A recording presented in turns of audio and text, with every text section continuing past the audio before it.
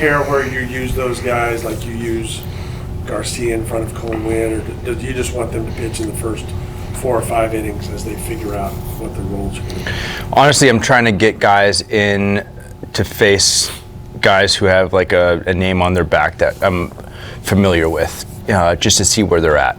That goes for the established guys and the guys that are the bubble guys, so to speak, or the guys that are trying to make a team.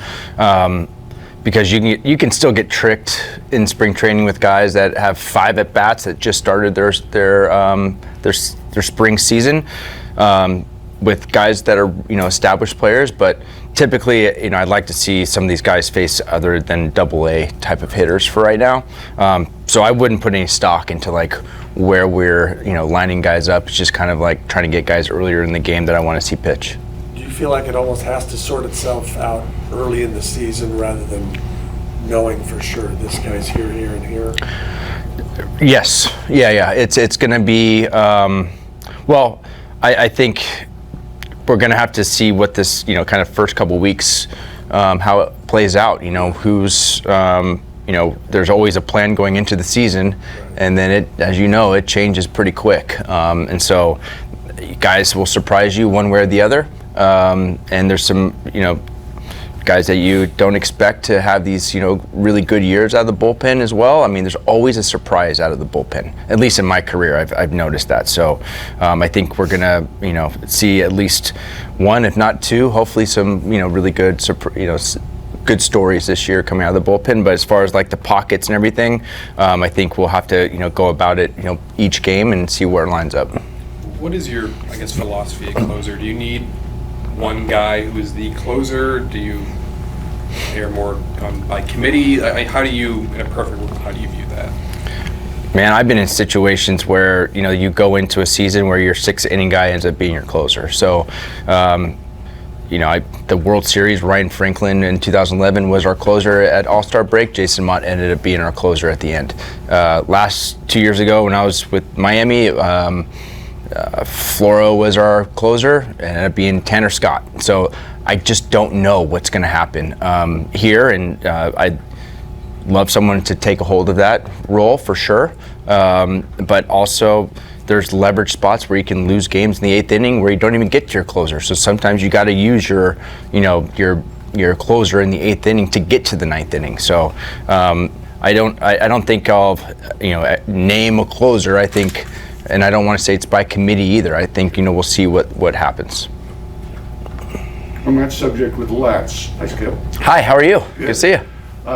Does his role ultimately depend more on what other people do this spring than what he does?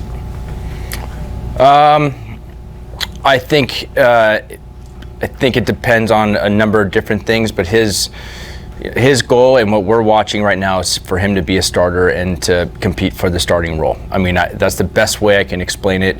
However that shakes out in 3 weeks from now, 3 or so weeks from now, will dictate, a number of different things as far as not only the 5th spot, but, who makes it in that bullpen. I've said this before, there's a lot of stock in the opening day roster bullpen. I get it, and it's exciting. I wanted to make an opening day roster.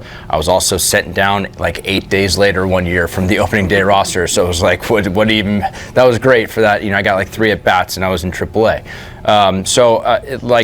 These guys are gonna have roles defined, not defined roles, I think, or roster spots. Like, I don't think I can give you like they're going to be here the whole year anyway, some of these guys, but there's going to be a lot of guys that are going to help us throughout the season. As far as Latz, we're building him up as a starter. He's doing great. He's going to continue to start, and then until we say no, which might not even be this year, So we're going to watch him, and he's going about it like he should, and he's attacking it. You saw this team last year. How much of a problem did you think the bullpen was in keeping this team from being more than a 500 team? I thought there was some really good, some bright spots in that bullpen. I mean, I thought, if you think about the roles that, I know they're not here anymore, but the Armstrongs, the Milners, the guys that had some, did some really good job, in some really high leverage spots. We have Martin back, who did a good job when he was healthy. We have I think Garcia is going to get better each and every year. He's really just started his major league career, a couple years in. So his last outing was as good as you can get, in my opinion. He was 96 with his, really good changeup and his slider when it's on. He's got a 3-pitch mix that can get righties and lefties out pretty effectively. I think every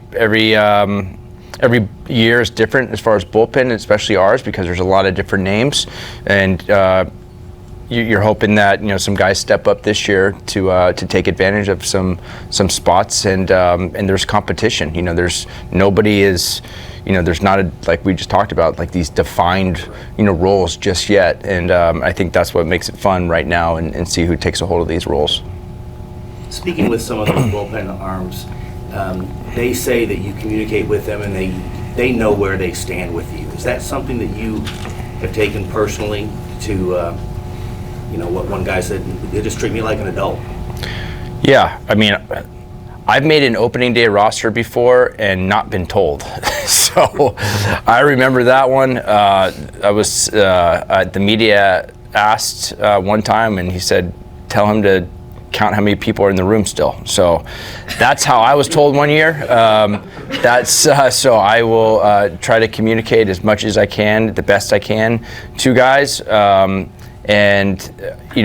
want to know where they stand, not only if they get sent out or how to get better, it's their roles that night. And the game changes. Like there's a plan, and then something happens, and all of a sudden that's not your pocket anymore. But you try to give them as much of a heads up as you can, to be, hey, we need you for 1 out, we need you for 1 inning, we need you 1 inning plus. That's kind of the talk, so they have an idea when they walk out to the bullpen of what their role could be that night.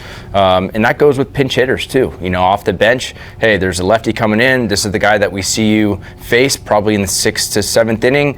Be ready for him. That's your job tonight. So you just don't want to get guys caught off guard. I've been a bench player before, and it was challenging when I didn't know my role. I felt that was a similar type of feeling from a bullpen standpoint. So I always try to make sure that these guys are, for the most part, have an understanding when they, at 7 o'clock.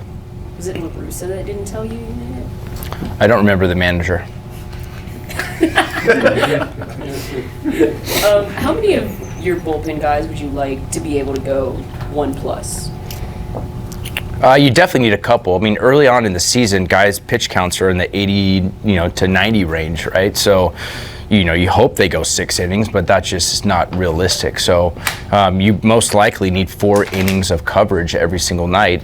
That's hard. There's some off days early on in the season that definitely help out to reset, but you're going to have, a long guy. You're going to need guys that can go 1+. You're going to need guys that can go 2 innings.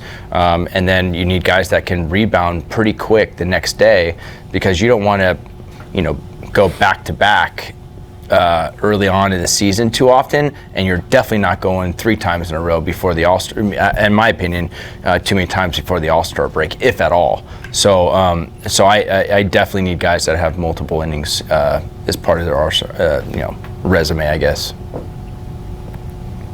I don't know if we asked about this guy this spring yet, but Michel Otanez made his Cactus League debut yesterday. He came out throwing 98.6 or whatever. Just what do you see in him? And I know he's a waiver claim. Kind of what's the read on him? Strikes. If he throws strikes, I know I'm repetitive when I say that. If he throws strikes, he's going to be really good because he has stuff. Yeah. I like guys with stuff, don't get me wrong. I like guys who command the ball and change speeds probably a little bit better. But if you have a combination of those, it's, you need those in the bullpen in high leverage to have swing and miss when you need it. He has swing and miss at 98 with a slider that can get up, in the 90s at times. So it's an uncomfortable bat. He's a big dude with stuff kind of going everywhere. If he can stay inside the strike zone, like I've said probably about 10 times with a number of guys, then he's definitely going to be an option for us. I know he gave up a home run yesterday, but that doesn't change much for us. Overall, the stuff looked pretty good. He's got to be on the attack and get ahead, just like everybody else. Yeah. What's your thought on when DeGrom might start working into the 7 innings? Soon. Yeah, he's backfield the other day again. It's very similar to the schedule last year. So he's still on track. He threw 30 plus pitches the other day. I think you'll see him in a game really soon. He feels good, and he really liked how it was mapped out last year, and it worked. So we said, okay, I think that's a good idea also. That's really good coaching, by the way. See how that works? So that I think you'll see, and he needs, I think, 3 or 4 outings before we leave, and he's on track. Does that mean he'll pitch the 5th game? Because that's how it was mapped out last year. I don't think that is going to happen this year. Yeah.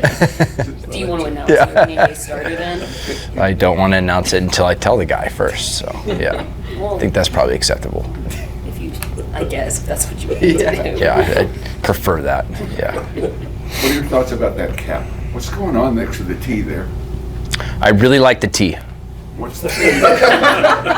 That's all I'm going to tell you. What is it? I didn't. Cat? I didn't make the hat, so You're answering questions like a politician today. Yeah. I really like the T on the hat. Pipe is 1-0 in Cactus League games now. Pipe was getting really comfortable yesterday. Yeah. So yeah, the most dangerous bench coach is the one that wants your job, and he's Like we asked him afterwards. We were like, "We do this more often." He was like, "No, I don't want to." well, I don't know. He's telling you one thing. He's telling us. I think he just didn't want to talk to us. Yeah. How many times have you been thrown out? Have I been thrown out? Yeah. I don't know the number, quite honestly, but I definitely have been thrown out. So he'll be managing at some point this year. Yeah. Question actually on that. How many times when you've been thrown out has it been related to balls and strike calls versus something unrelated to that? Just emotions that ABS can take on the game. Good question. The first time I've ever been thrown out was as a bench coach from balls and strikes. So I definitely know one. That was in Miami when I was in San Diego.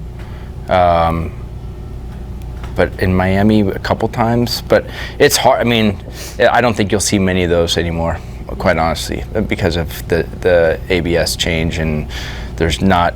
That's the stuff that I'll miss, honestly. The replay, you don't get a lot of interaction with umpires anymore, right? I kind of liked it, and I didn't like getting kicked out. I just liked the talk. Now it's just right to replay. There's not much interaction with umpires, which I think is lost in the game. I liked it.